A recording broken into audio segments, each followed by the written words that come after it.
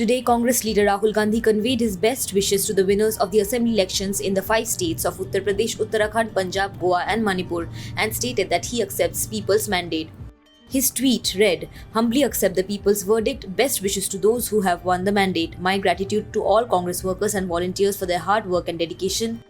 With votes being counted for assembly elections held for February and March, trends revealed that the BJP was headed for a second straight win in politically crucial Uttar Pradesh and dominated the trends chart in Uttarakhand, Goa and Manipur, while the Aam Aadmi Party readied for a landslide win in Punjab. The Congress was headed for a big defeat in all the 5 states. This comes as political observers term the Congress party's defeat as a huge setback which can leave Rahul Gandhi and Priyanka Gandhi Vadra's brand value diminished.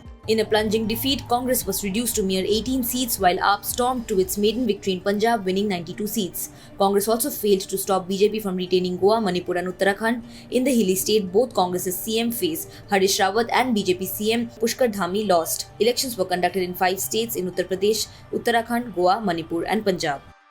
Subscribe to One India channel and never miss an update.